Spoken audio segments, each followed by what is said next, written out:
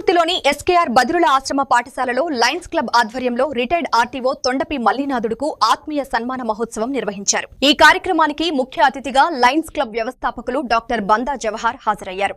ఈ సందర్భంగా ఆయన మాట్లాడుతూ చీమకుర్తి ప్రాంతంలోని లారీ డ్రైవర్లకు శిక్షణా కార్యక్రమాలు నిర్వహించి సర్టిఫికెట్లు అందజేసిన ఘనత మల్లినాథుడిదేనని ప్రశంసించారు. అలాగే బదిరుల ఆశ్రమ పాఠశాలకు ప్రతి నెలా సహాయం అందిస్తూ సేవా కార్యక్రమాలు నిర్వహించడం అభినందనీయమన్నారు. ఈ కార్యక్రమంలో పలువురు పాల్గొన్నారు.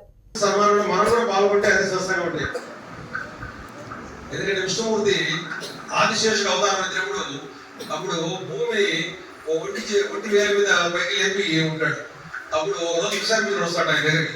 విశాఖమిత్రుడు వచ్చి ఆ భూమి వదిలిపెట్టవయ్యా, నేను పట్టుకుంటానంట. మీరు పట్టుకోలేవయ్యా అంటే, నేనేంది సృష్టించేవాడిని, ఎన్నో తపస్సు ఆశ్రయించేవాడిని, నాకు ఈ భూమి ఒక లెక్క అని చెప్పి ఆయన అడిగి ఆ భూమిని ఎత్తుకోపోతే భూమి జారిపోతుంటుంది, కింద పడిపోతుంది.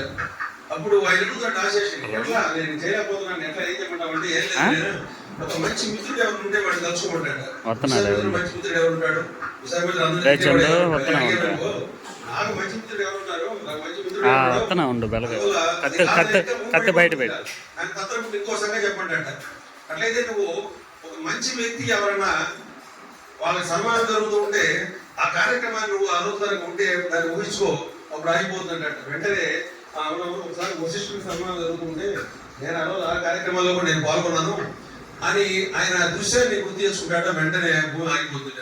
అంటే ప్రతి వాళ్ళు సహాయం చేయవలసిందా, ఒక మనిషికి మంచి మంచి సహాయం జరుగుతుంటే మనం పక్కన ఉంటే అదే సత్సంగం, ఆ పుణ్యం మనం కూడా ఆచరిస్తుంటాం.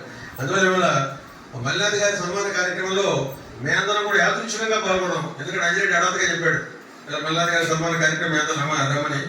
మేమందరం కూడా హఠాత్తుగా మా కార్యక్రమాలన్నీ పక్కన ఎంచుకోవడం, ఎందుకంటే మంచి వ్యక్తి గారి సన్మానంలో మనందరం కూడా పాల్గొన్నాం.